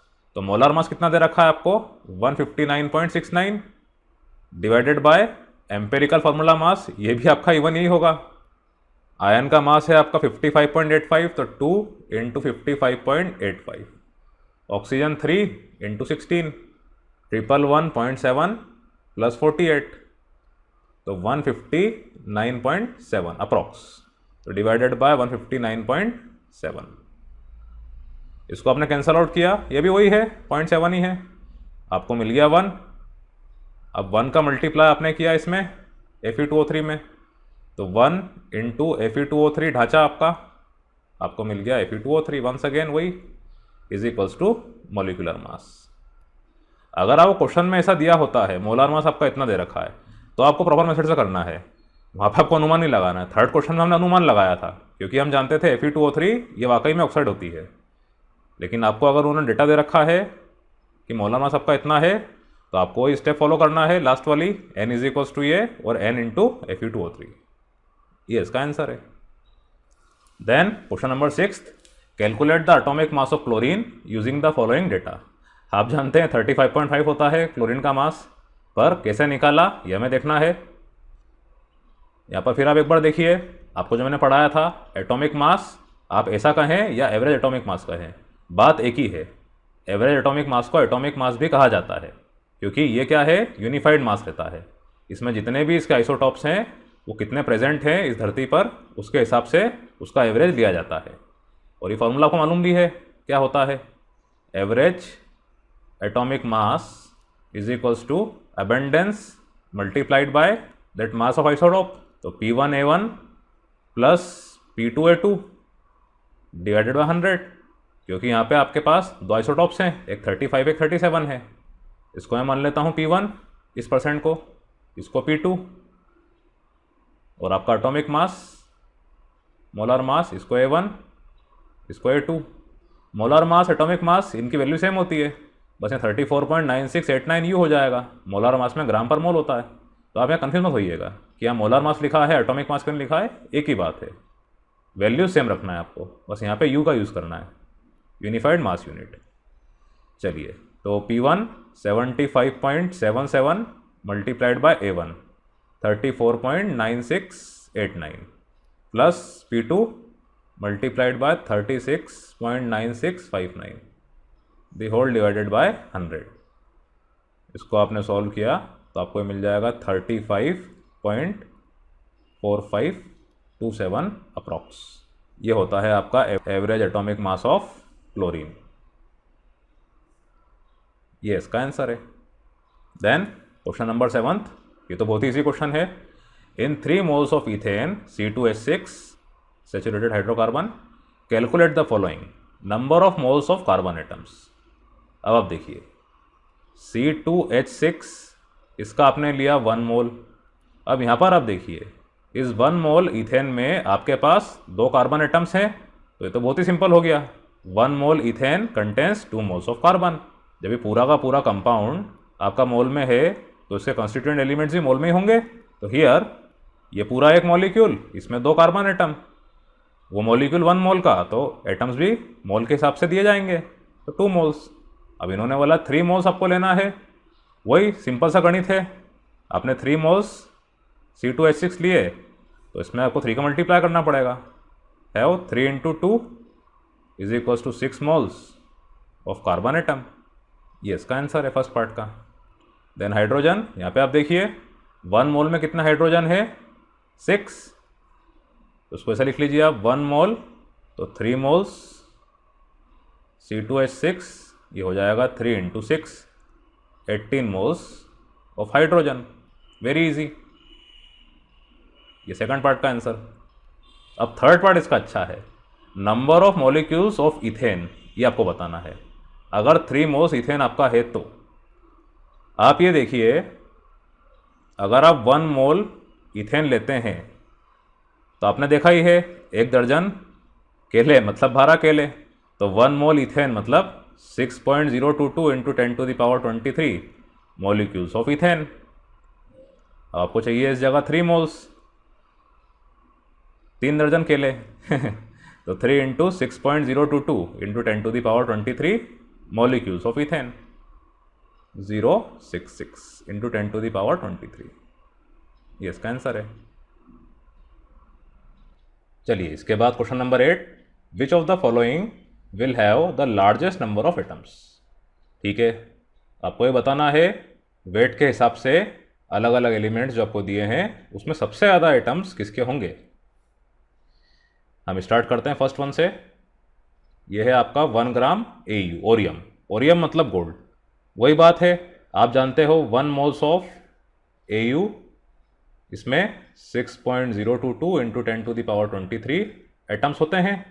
तो आप मोल्स निकाल लीजिए। तो नंबर ऑफ मोल्स ये हो जाएंगे गिवन मास अपॉन मोलर मास। तो 1 ग्राम आपको दिया है तो 1 अपॉन मोलर मास गोल्ड का होता है 197।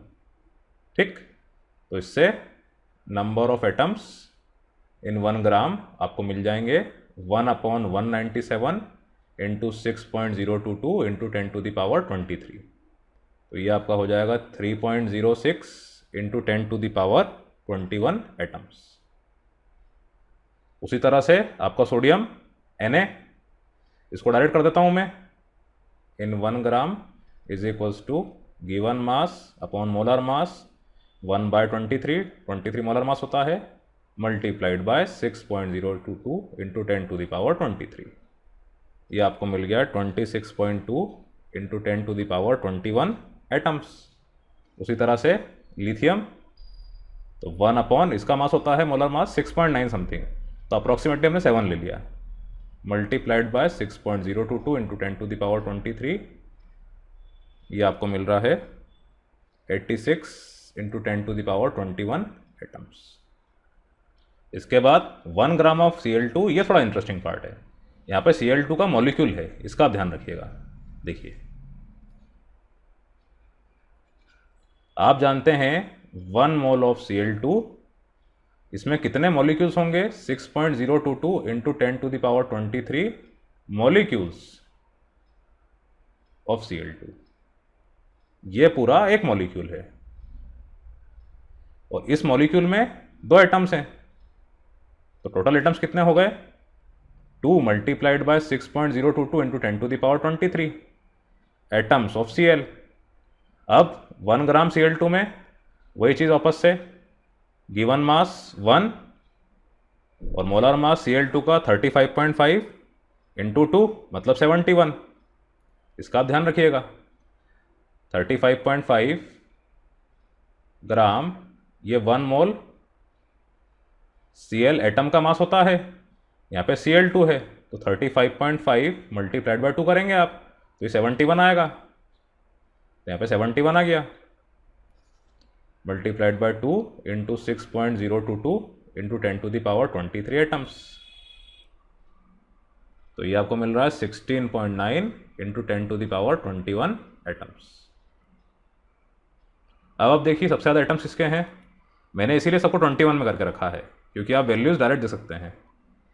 यहाँ पर आप पहले देखिए 3.06 सबसे छोटी वैल्यू ये है, उसके बाद इससे बड़ी वैल्यू 16.9, देन 26.2 और उसके बाद 86। तो सबसे ज़्यादा लार्जेस्ट एटम जो हैं वो 1 ग्राम Li के हैं। तो उसका आंसर होगा 1 ग्राम Li और वैल्यू इसकी 86 इंटू 10⁻21 एटम्स होगी। चलिए इसके बाद 9 क्वेश्चन आपका, इसमें आपसे पूछ रहे हैं what will be the mass of 1 12C atom, carbon 12 atom in gram. अभी तक आपने कार्बन 12 एटम के कितने एटम्स होते हैं 1 मोल में ये देखा है। अब अगर 1 एटम आप कार्बन 12 का लेते हैं तो उसका मास कितना होगा इन ग्राम, ये आपको बताना है। ये तो बहुत ही सिंपल क्वेश्चन है। पहली लाइन तो आप आंख बंद करके लिख लीजिए, 1 मोल, और 1 मोल में क्या वेट होता है 12 ग्राम। आपने देखा ही है डेफिनेशन के हिसाब से। वही आपको चॉकलेट वाला क्वेश्चन, 12 ग्राम कार्बन में 6.022 इंटू 10⁻23 एटम्स हैं। 10 रुपये की आपकी 2 चॉकलेट है, तो एक चॉकलेट कितने की होगी 10 डिवाइडेड बाय 2, या इसको आप उल्टा बोलें, एक चॉकलेट 5 रुपये की तो 2 चॉकलेट 2 इंटू 5। यहाँ पर आपसे वेट ना पूछते हुए एटम्स पूछ रहे हैं तो आपको उल्टा जाना है।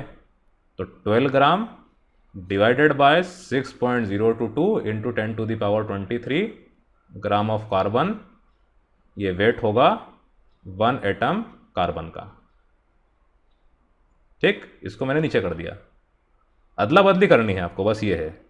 अगर आपसे एटम्स पूछे हैं तो उसको नीचे लेकर आना है, आपसे अगर वेट पूछा है तो उसको नीचे लेकर आना है। और ये आप जानते भी हैं, आप 6th-7th क्लास में मैथमेटिक्स में इस तरह क्वेश्चंस करते ही थे। वैसा लॉजिक है यहाँ पर। तो ये आपको मिल जाएगा 1.993 इंटू 10⁻⁻23 ग्राम। ये इसका आंसर है। देन क्वेश्चन नंबर 10th, ये भी आपके एवरेज मास का क्वेश्चन है। यहाँ पे इन्होंने मोलर मास कर दिया है। Use the data given in the following table to calculate the molar mass of naturally occurring argon isotopes. वही बात है, अबंडेंस और आइसोटॉप्स का मोलर मास, वहाँ पे एटॉमिक मास था, मोलर मास है।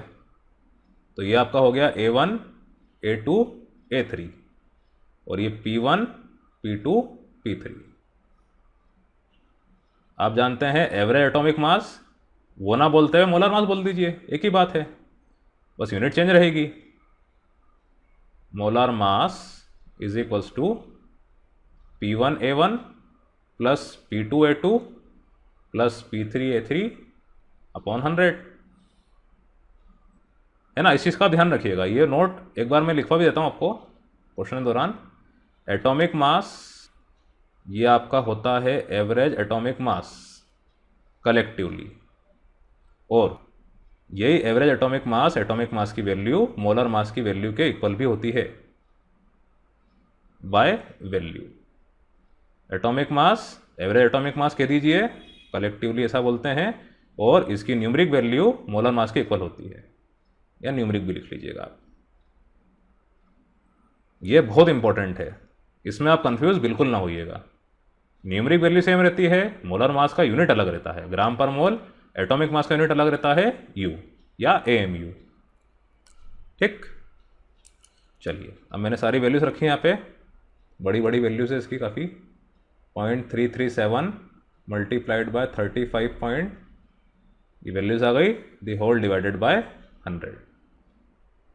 इसको आप सॉल्व करेंगे तो आपको मिल जाएगा 39.947।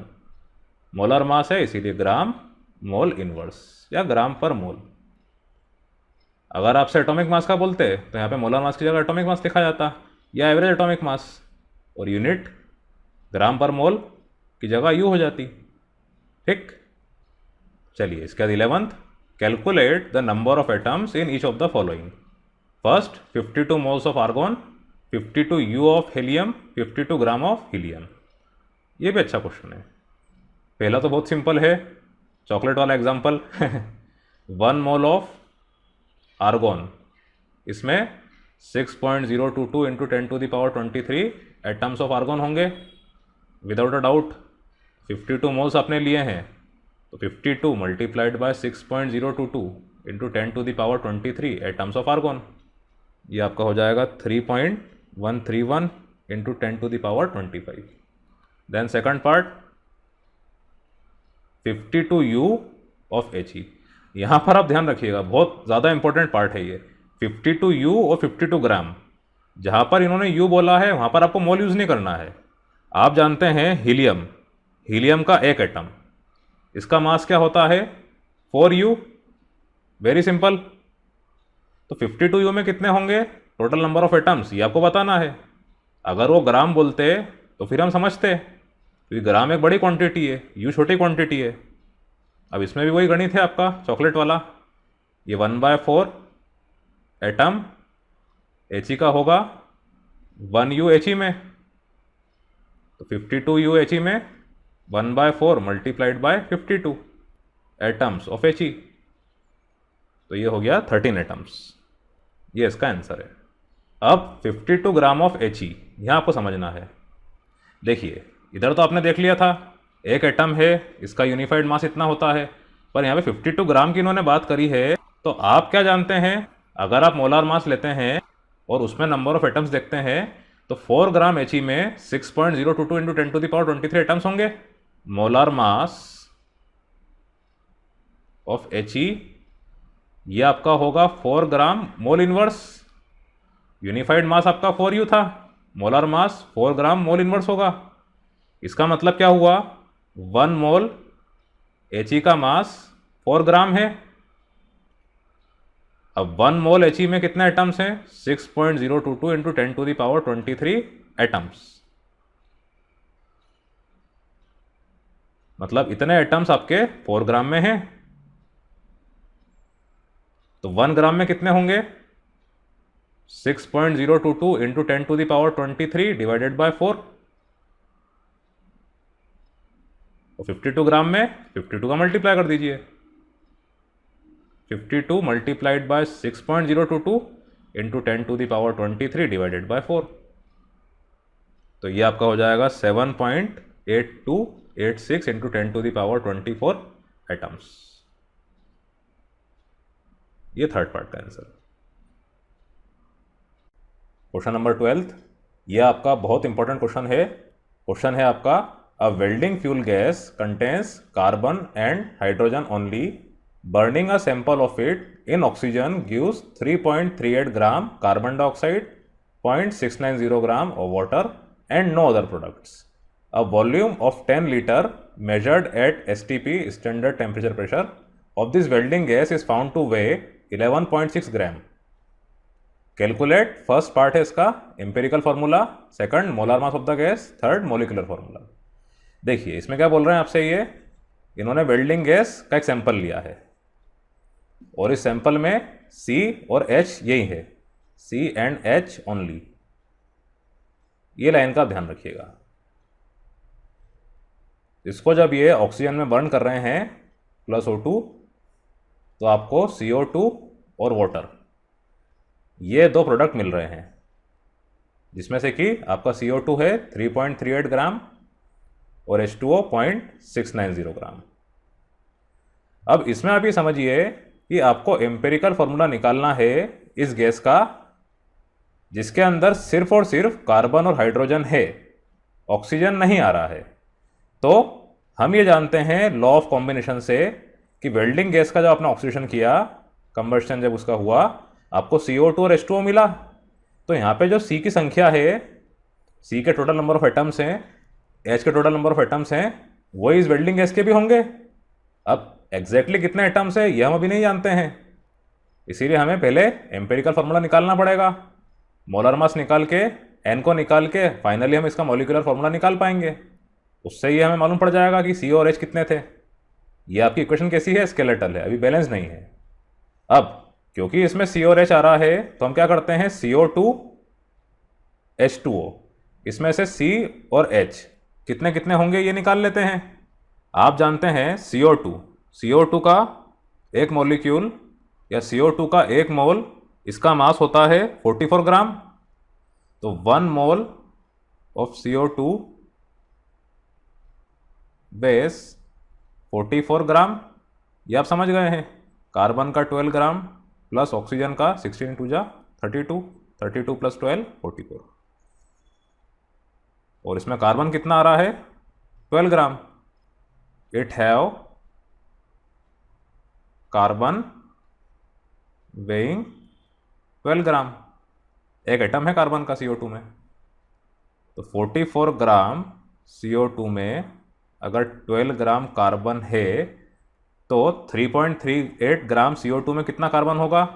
वही आपका चॉकलेट वाला एग्जाम्पल, 1 ग्राम CO2, इसमें 12/44 ग्राम कार्बन, फिर 3.38 का मल्टीप्लाई किया आपने, CO2 has 12/44 into 3.38 gram carbon.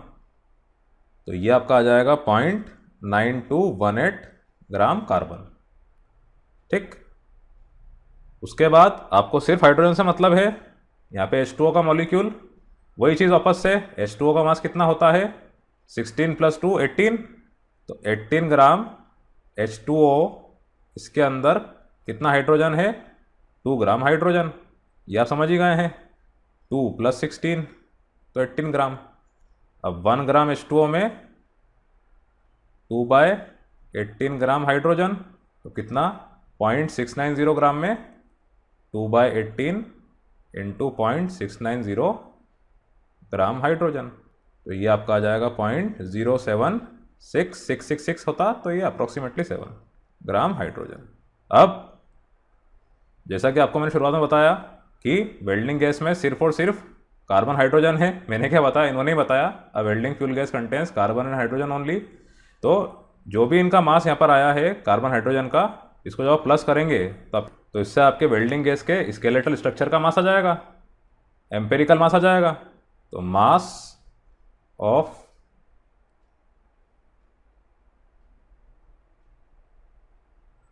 अब ये जो मास ऑफ कंपाउंड है ये असल में क्या है, आपका मोलार मास नहीं है, ये है आपका गिवन मास। जितना मास आपको हाइड्रोजन का गिवन था, जितना मास आपको कार्बन का गिवन था, उसके हिसाब से जो आपकी वेल्डिंग गैस है उसका मास तय हुआ है। मोलार मास इसका कुछ और हो सकता है, वो आपको मालूम पड़ेगा फार्मूला से।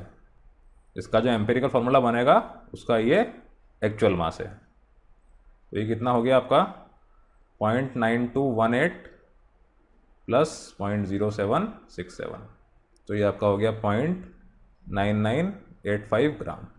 अब आपका भी प्रोसीजर, परसेंटेज ऑफ कार्बन निकालना है आपको, परसेंटेज ऑफ हाइड्रोजन उसको करना है ग्राम में। तो परसेंटेज कार्बन ये आपका हो जाएगा मास ऑफ कार्बन, तो 0.9218 डिवाइडेड बाय 0.9985 इंटू 100, ये हो गया 92.32%। उसी तरह से मास percent of hydrogen in the compound, तो उसका मास 0.0767 डिवाइडेड बाय 0.9985 इंटू 100, ये आपका हो गया 7.68%। परसेंटेज आपने कर लिया है, आपको सुविधा रहेगी। अब कंपाउंड का हम मास कितना मान लेते हैं, 100 ग्राम। तो लेट द मास, या आप ये ना भी लिखेंगे स्टेप, इट इज़ अंडरस्टूड कि आप परसेंटेज ले रहे हैं, तो उसको जब आप ग्राम में करेंगे तो आप 100 ग्राम रेफरेंस मान के करेंगे, बार बार लिखने की ज़रूरत नहीं है ये। तो now mass of carbon is 92.32 ग्राम। उसके बाद mass of hydrogen in 100 gram compound is 7.68 ग्राम। अब इसके बाद वाली स्टेप, इसके मोल्स, तो moles of carbon given mass upon molar mass, given mass 92.32 divided by molar mass 12, तो ये आपको मिल जाएगा 7.69। उसके बाद moles of hydrogen 7.68 divided bye 1.008 या 1 ओनली, तो ये आपको मिल जाएगा 7.68 मोल। अब सबसे छोटी संख्या इसमें क्या है, 7.68, लगभग दोनों बराबर ही है, पर ठीक है हम इसको मान लेते हैं रूल्स के हिसाब से। सिंपलेस्ट होल नंबर रेशो 1 ही होगा। इससे आपने इसको और इसको डिवाइड करा तो क्या मिल जाएगा आपको, सिंपलेस्ट रेशियो ये हो जाएगा 7.69 divided by 7.68 is to 7.68 divided by 7.68, approximately ये 1 ही होगा। तो 1:1, कार्बन भी 1, हाइड्रोजन भी 1। सो एम्पेरिकल फॉर्मूला C1H1, या ऐसा ना आप लिखे तो सिंपली CH, ठीक है। C1H1 मैंने इसलिए लिखा है क्योंकि फाइनल कंपाउंड नहीं है, ये एम्पेरिकल फॉर्मूला है। फाइनल कंपाउंड आपको मालूम पड़ेगा जब आपको मोलर मास मालूम पड़ेगा, ठीक। आई होप आपको समझ में आ गया होगा। ये है आपके फर्स्ट पार्ट का आंसर। अब सेकंड पार्ट में क्या बोल रहे हैं आपसे, ये volume is 10 litre then find molar mass of the gas. अब ये चीज़ आपको मैंने पढ़ाई नहीं है, आपको एक ब्रीफ इंट्रोडक्शन दे दूंगा इसके बारे में, समझ जाइएगा आप। इन्होंने बोला है 10 लीटर वेल्डिंग गैस जो आपने यूज़ करी है, इसका मास है 11.6 ग्राम। अब यहाँ पर एक चीज़ का और आप ध्यान रखिए, हम जो भी मेजरमेंट लेंगे वो STP में लेंगे। इन्होंने 11.6 ग्राम तो बता दिया है, पर हमें STP का भी ध्यान रखना है, क्योंकि ये जो वॉल्यूम है ये इस STP पे ही लिया गया है। तो स्टैंडर्ड टेम्परेचर प्रेशर पे आपका जो वॉल्यूम होता है गैस का, वो आपको अभी याद करना होगा, याद कर लीजिए आप। ये होता है 22.4 लीटर STP। जैसे 1 atm प्रेशर आपका रहता है STP पे, 25 डिग्री सेंटीग्रेड रहता है रूम टेम्परेचर, वैसे ही वॉल्यूम 22.4 लीटर होता है गैस का। तो मोलर मास निकालने के लिए आपको ये याद करना पड़ेगा। आगे आपको पढ़ाऊंगा ही मैं स्टोइकियोमेट्री में, पर अभी ये क्वेश्चन थोड़ा सा एडवांस है, थोड़ा आगे का टॉपिक इसमें आ गया है, तो आप याद कर लीजिएगा 22.4 लीटर। अब वही चीज़ 10 लीटर में 11.6 ग्राम, 1 लीटर में 11.6 डिवाइडेड बाय 10 ग्राम। तो एस टी पी 22.4 लीटर में 11.6 बाय 10 इंटू 22.4 लीटर ग्राम, ये इसका हो जाएगा मोलर मास। ये अप्रॉक्सीमेटली आ रहा है 25.9826 ग्राम molar mass of welding gas. ठीक, इस तरह से भी आप किसी स्टैंडर्ड एसटीपी के पैरामीटर से मोलर मास निकाल सकते हैं। यहाँ पे आपका पैरामीटर था वॉल्यूम 22.4 लीटर। अब आपका फाइनल पार्ट, हाँ ये इसका आंसर हो गया। लास्ट पार्ट में आपसे बोल रहे हैं मॉलिक्यूलर फार्मूला। अब बचा ही क्या है इसमें, आपको निकालना है n। तो मॉलिक्यूलर फार्मूले के लिए n is equals to molar mass upon empirical formula mass. तो ये है आपका 26 और एम्पेरिकल फार्मूला मास आपका ऊपर कंपाउंड आया था CH। तो CH मतलब कितना 12 और हाइड्रोजन मतलब 1, 12 प्लस 1 13।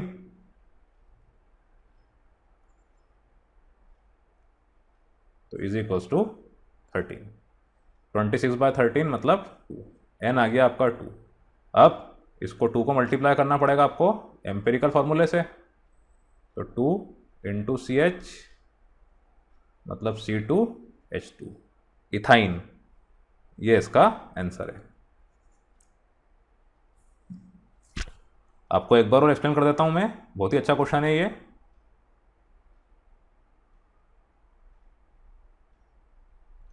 देखिए इन्होंने आपसे क्या बोला था, आपकी एक वेल्डिंग फ्यूल गैस है, इसको जब आप बर्न कर रहे हैं ऑक्सीजन में, इसका कंबर्शन कर रहे हैं, तो कंबर्शन जब भी आप किसी ऑर्गेनिक प्रोडक्ट का करते हैं आपको हमेशा CO2 और H2O ही मिलता है। ये अभी आप पढ़ेंगे ऑर्गेनिक केमिस्ट्री में। अब यहाँ पे इन्होंने एक बात स्पष्ट कर दी कि वेल्डिंग गैस में सिर्फ और सिर्फ कार्बन है और हाइड्रोजन है। ठीक है, तो हमने यहाँ पे लिख लिया सैंपल कंटेंस CnH ओनली। अब कार्बन और हाइड्रोजन का मास जो इस CO2 और H2O में आया है वही इस वेल्डिंग गैस के सैंपल का गिवन मास होगा। तो आपने पहले क्या करा, आपके मोलर मास के नॉलेज से ये पता कर लिया कि 44 ग्राम CO2 में 12 ग्राम C होता है, तो 1 ग्राम CO2 में 12/44 ग्राम C होगा। अब CO2 का वेट यहाँ पर आया है 3.38 ग्राम, इतना आपको गिवन था। तो 3.38 ग्राम CO2 में 12/44 इंटू 3.38 ग्राम C होगा, तो आपकी ये वैल्यू आई। उसी तरह H2O का भी आपने इसे करा, तो आपकी ये वैल्यू आई। अब ये दोनों वैल्यू को आपको प्लस करना है, ऑक्सीजन को नहीं लेना है। तो ये कंपाउंड में एक बार फिर मैंने लिख दिया यहाँ पे कार्बन और हाइड्रोजन है, आपने इन दोनों को प्लस किया तो इसकी वैल्यू कितनी आई 0.9985 ग्राम। अब ये जो वैल्यू है ये क्या है, आपका जो स्केलेटल स्ट्रक्चर है, आपका जो एम्पेरिकल फॉर्मूला है उसका गिवन मास है, उसका मोलर मास नहीं है। उसका मोलर मास तो हमने नीचे निकाला था अभी, CH 12 + 1, ये गिवन मास है। तो इस गिवन मास की मदद से आप क्या कर सकते हो, परसेंटेज कार्बन परसेंटेज हाइड्रोजन कितना है उस कंपाउंड में निकाल सकते हो। तो परसेंटेज कार्बन मतलब जितना कार्बन है उसका mass divided by total mass into 100, तो कार्बन का परसेंटेज आ गया, हाइड्रोजन का परसेंटेज आ गया। ये आने के बाद आपने जो स्टेप्स पढ़ी थी कि परसेंट को क्या करते हो आप, अगर कंपाउंड 100 ग्राम है तो इसको आप डायरेक्टली परसेंटेज का साइन हटा के इसके आगे ग्राम लिख देते हो। तो 92.32% मतलब 92.32 ग्राम, 7.68% मतलब 7.68 ग्राम। अब इसके बाद दूसरी स्टेप आपकी क्या थी कि आपको मोल्स निकालना पड़ता है, क्योंकि आपको फाइनली जब सिंपल होल नंबर रेशो चाहिए तो मोल्स का डिवीजन करना पड़ेगा। तो आपने मोल्स निकाले, moles given mass upon molar मास। गिवन मास आपने ये निकाला, मोलर मास कार्बन का 12, तो उसके मोल्स आ गए, हाइड्रोजन के भी मोल्स आ गए। अब दोनों के मोल्स लगभग एक जैसे ही थे, फिर भी हमने 7.68 वैल्यू को मान लिया, थोड़ी छोटी थी ये 0.01, आपने डिवाइड करा तो लगभग 1:1 रेशो ही आएगा, कार्बन भी एक हाइड्रोजन भी एक। तो एम्पेरिकल फार्मूला क्या आ गया CH, और इसका मोलर मास वेरी सिंपल, 12 + 1 13। इसका मोलर मास भी आपने निकाल लिया और गिवन मास आपको सी और एच को प्लस करके मिल गया था 0.9985। अब इसके बाद ये थोड़ा सा आपके लिए एडवांस था कि इन्होंने एसटीपी की बात करी है, स्टैंडर्ड टेम्परेचर प्रेशर, इसमें कुछ पैरामीटर्स रहते हैं, उनकी मदद से आप मोलर मास निकाल सकते हैं। इन्होंने बोला 10 लीटर वेल्डिंग गैस का मास है 11.6 ग्राम, तो 1 लीटर का कितना होगा 11.6/10। अब 22.4 है तो आप डायरेक्टली मल्टीप्लाई कर दीजिए, तो ये आ जाएगा 25.98 ग्राम। एसटीपी पे आप जो मेजर करते हैं वो मोलर मास होता है, तो ये हो गया 26 ग्राम। अब मोलर मास आपको मालूम पड़ गया है, एम्पेरिकल फार्मूला मास आपने ऊपर निकाल लिया, तो आपका dividing factor multiplication factor n, इसको आपने निकाला तो 2 आया, 2 को आपने मल्टीप्लाई किया एम्पेरिकल फार्मूला में, तो ये 2 × CH, C2H2, इथाइल, इथाइन या एसिटाइलिन, ये इसका आंसर है। चलिए अब हम कुछ क्वेश्चंस एनसीईआरटी एग्जाम्पलर में से कर लेते हैं। इसका पहला क्वेश्चन है, the number of atoms present in 1 mole of an element is equal to Avogadro number. ये आपको मालूम ही है, Na। Which of the following element contains the greatest number of atoms. ठीक है, इसको हम देख लेते हैं। देखिए यहाँ इन्होंने बोला है आपसे 4 ग्राम He, आपको एटम से मतलब है तो आप मोल्स निकाल लीजिए, तो मोल्स ऑफ He क्या हो जाएगा, गिवन मास अपॉन मोलर मास, तो 4 ग्राम अपॉन मोलर मास 4 ग्राम पर मोल, तो ये हो गया 1 मोल। 1 मोल में कितने होते हैं आपके पास, Na number of atoms, Na है आपका 6.022 × 10⁻23 एटम्स। मैंने Na लिख दिया, इन्होंने ऐसा बोला है एवोगैड्रो नंबर। उसके बाद 46 ग्राम सोडियम, तो मोल्स ऑफ Na ये आपके हो जाएंगे 46 गिवन मास अपॉन मोलर मास 23, मतलब 2 मोल्स, तो ये हो गया आपका 2 Na। सोडियम में ज़्यादा है हीलियम के कंपैरिजन में। बाकी को हम देख लेते हैं, कैल्शियम, तो moles of Ca given mass 0.40 divided by molar mass 40, तो ये आपका हो गया 0.10, तो 0.10 Na, इसमें तो बहुत कम है 0.1 Na। At last 12 gram He, तो मोल्स ऑफ He ये आपका हो जाएगा 12/4, मतलब 3 Na। अब आप देख लीजिए यहाँ पे 1 Na, यहाँ 2 Na, यहाँ 3 Na, यहाँ 0.1 Na, तो 3 × 6.022 × 10⁻23 सबसे बड़ी वैल्यू है विदाउट अ डाउट, तो उसका आंसर क्या है, 4th वाला 12 ग्राम He। बाकी ऑप्शंस क्यों नहीं है ये भी आपको मालूम होना चाहिए। चलिए सेकंड क्वेश्चन। अब ये क्वेश्चन थोड़ा सा आपका एडवांस है, आपको पहले मैं एक डेफिनेशन बताना चाहूँगा मोलरिटी की। मोलरिटी आपकी होती है number of moles of solute पर लीटर ऑफ अ सॉल्यूशन, तो अपॉन वॉल्यूम इन लीटर। ठीक, तो मोलरिटी की जो यूनिट है वो होती है कैपिटल M, और असल में ये क्या है, मोल्स पर लीटर। ठीक, अब यहाँ पर क्या बोला इन्होंने आपसे, पहले वही चीज़ बताई इन्होंने, 1 मोल में इतने एटम्स मॉलिक्यूल्स होते हैं। अब number of molecules of H2SO4 present in 100 ml of 0.02 m H2SO4, आपको मोलरिटी दे रखी है यहाँ पर, given molarity is equals to 0.02 capital M, उसके बाद वॉल्यूम आपको दिया है 100 ml, पर यहाँ पर क्या है, वॉल्यूम इन लीटर होना चाहिए, तो ये कितना हो जाएगा 100/1000, मतलब 0.1 लीटर। ठीक है, तो नंबर ऑफ मोल्स क्या हो जाएंगे आपके, इसमें आप देखिए क्रॉस मल्टीप्लाई करके आप नंबर ऑफ मोल्स निकाल सकते हैं। Molarity multiplied by volume is equals to number of moles. अभी सॉल्यूट भूल जाइए आप, बाद में पढ़ाऊंगा आपको सॉल्यूट सॉल्वेंट क्या होता है। नंबर ऑफ मोल्स जो काम की चीज़ है उस पर ध्यान दीजिए आप। अब 0.02 × 0.1, ये कितना हो गया आपका 0.002 मोल। अब वही चीज़ 0.002 मोल है, 1 मोल में आपके 6.022 इंटू 10⁻23 मॉलिक्यूल्स होते हैं। H2SO4 की बात हो रही है, तो 0.002 मोल में 0.002 मल्टीप्लाइड बाय 6.022 इंटू 10⁻23, तो ये आपको मिल रहा है 2/1000 इंटू 6.022, इसको ऐसा लिख लीजिए आप 1000 इंटू 10⁻20। कोई दिक्कत नहीं लिखने में ऐसा, ये 1000 से 1000 कैंसल, ये आपको मिल रहा है 12.044 इंटू 10⁻20 मॉलिक्यूल्स। देख लीजिए आप, 12.044 इंटू 10⁻20 मॉलिक्यूल्स, फर्स्ट पार्ट, ये इसका आंसर है। देन थर्ड वाला, what is the mass percentage of carbon in carbon dioxide. ये तो बहुत ही इजी है, बच्चों वाला क्वेश्चन है आपके लिए। तो अब ये हमने इतना बड़ा क्वेश्चन कर लिया वेल्डिंग गैस का, ये तो बहुत इजी लगेगा। CO2 का मोलर मास 44 ग्राम, मोल इनवर्स और 44U। आपकी इच्छा है, आप मोलार लीजिए या मोलिकुलर लीजिए, हमें वैल्यू पे ध्यान देना है। उसके बाद कार्बन 12U, तो मास percent of carbon 12 divided by 44 into 100, ये आपको मिल रहा है 27.27%।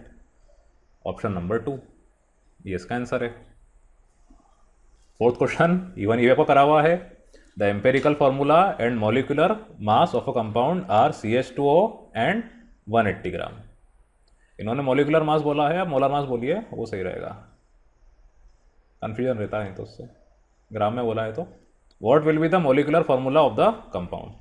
ये तो आप क्वेश्चन कर भी चुके हैं, आपको मालूम भी है, इसका आंसर क्या है, ग्लूकोज, है ना, क्योंकि आपको मोलर मास दिया है 180 और एम्पेरिकल फार्मूला आपको दिया है CH2O।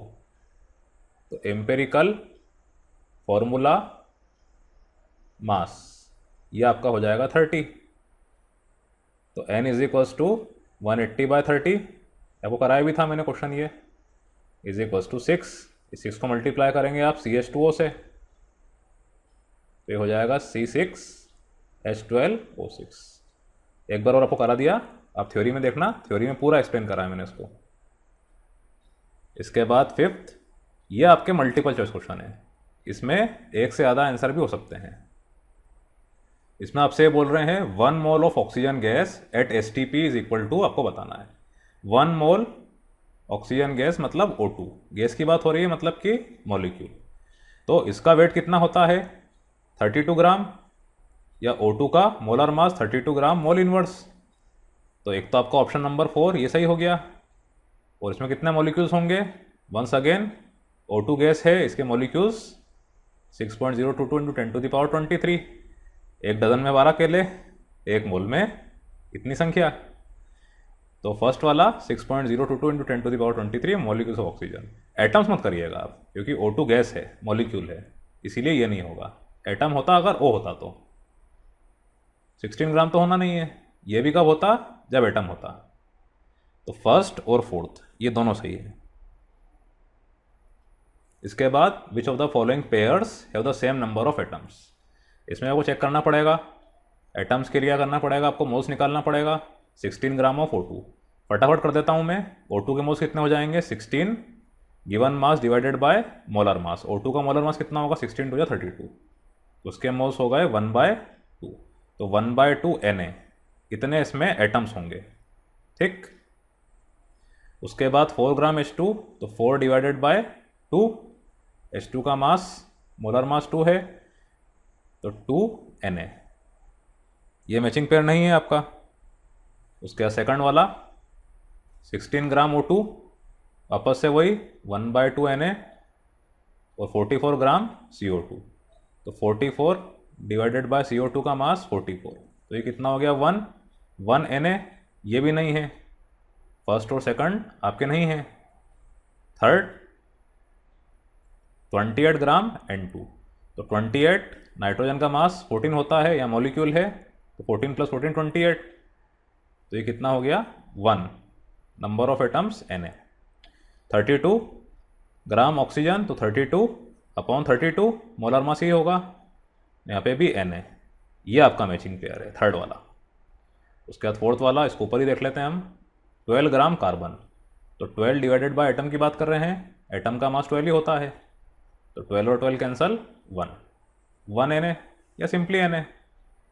उसके बाद सोडियम 23 ग्राम, तो 23 डिवाइडेड बाय मोलर मास 23, ये दोनों cancel, Na number of atoms. ठीक, मैंने शॉर्ट में कर दिया है। देखिए पहले मैंने क्या करा, 16/32 किया, तो मुझे क्या मिला 1/2 मोल। फिर नंबर ऑफ एटम्स के लिए मैं क्या करूंगा, उसको 1/2 इंटू 6.022 इंटू 10⁻23, इतना सब ना लिखते हुए मैंने यहाँ पे Na लिख दिया, तो 1/2 मोल मिटा के Na लिख दिया, इतने एटम्स हो गए। आप सब जानते हैं, इसीलिए मैंने शॉर्ट में किया है, क्योंकि ऑब्जेक्टिव टाइप क्वेश्चंस में वहाँ पे आपको इतना करना नहीं है, फटाफट आपको करना है, कंसेप्ट क्लियर होना चाहिए आपके। तो थर्ड और फोर्थ ये दोनों इसके आंसर हैं। चलिए seventh, 16 gram of oxygen has same number of molecules as in. अभी आपको करके देखना पड़ेगा। 16 ग्राम ऑक्सीजन में कितने मॉलिक्यूल्स होंगे, 16/32, ये इसके हो गए मोल्स, और 1/2 इंटू Na, ये होगा इसके मॉलिक्यूल्स। 16 ग्राम ऑक्सीजन के इतने मॉलिक्यूल्स हैं। अब 16 ग्राम CO, ये हम देख लेते हैं पहले। तो 16 डिवाइडेड बाय CO, कार्बन का मास 12, ऑक्सीजन का 16, 16/28। कहीं से भी रेशो इक्वल नहीं आ रहा है, तो ये तो रूल आउट कर दीजिए आप, ये नहीं होगा। 28 ग्राम N2, ये भी नहीं होगा। अभी आपने देखा 28/22, ये दोनों कैंसल, तो यहाँ 1 हो गया Na। 14 ग्राम N2, हाँ ये ज़रूर होगा, 14/28 इंटू Na, कितने मॉलिक्यूल्स हैं इसमें, तो 1/2, तो ये बिल्कुल सही है। उसके बाद 1.0 ग्राम H2, तो 1 डिवाइडेड बाय 2, H2 का mass molar mass 2, 1/2 into Na, इतने नंबर ऑफ मॉलिक्यूल्स। इसमें भी आपके थर्ड और फोर्थ सही हैं, फर्स्ट और सेकंड गलत हैं। इसके बाद 8th क्वेश्चन, इसमें आपको निकालना है मास परसेंट। ये भी बहुत इजी है। पहले इस पूरे मॉलिक्यूल का आप मॉलिक्यूलर मास निकाल लीजिए। तो मॉलिक्यूलर मास ये आपका हो जाएगा, कैल्शियम के 3 एटम्स, और कैल्शियम का मास होता है 40, तो 3 इंटू 40 प्लस फॉस्फोरस, इसके 2 एटम्स है, देखिए आप, PO4 होल ट्वाइस, तो P इंटू 2, इसका मास होता है 31, तो 2 इंटू 31। और ऑक्सीजन के 8 है, ये O4 होल ट्वाइस मतलब 8, तो 8 इंटू 16, ये आपको मिल रहा है 310 U। उसके बाद कैल्शियम का आपको निकालना है मास परसेंट, तो मास परसेंट ऑफ कैल्शियम, CA लिख दीजिए भले आप। इसका टोटल मास कितना था, 3 एटम्स थे, 120 डिवाइडेड बाय 310 इंटू 100, ये आपको मिल जाएगा 38.71%। उसके बाद मास परसेंट ऑफ फॉस्फोरस P, इसके आपके पास 2 एटम्स हैं, इसका मास था 62, 31 2 जा, तो 62 अपॉन 310 इंटू 100, ये है आपका 20%। At last mass percent of oxygen, total 8 हैं, 8 इंटू 16, 128 होता है, इसे लिख दिया मैंने, 310 इंटू 100, ये है आपका 41.29%। इस तरह से आपके सारे कंस्टिट्यूएंट एलिमेंट्स के मास परसेंट आपके सामने आ जाएंगे। ये इसका आंसर है। चलिए लास्ट क्वेश्चन आपका 9th, calculate the average atomic मास। अरे तो बहुत ही ईजी क्वेश्चन है, डायरेक्ट कर देता हूँ मैं।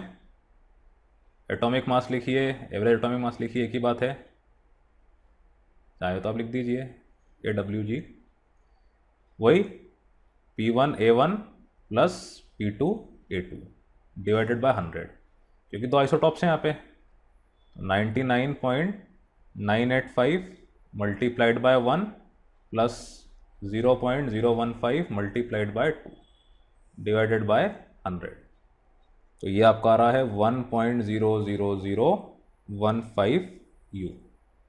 ये इसका आंसर है।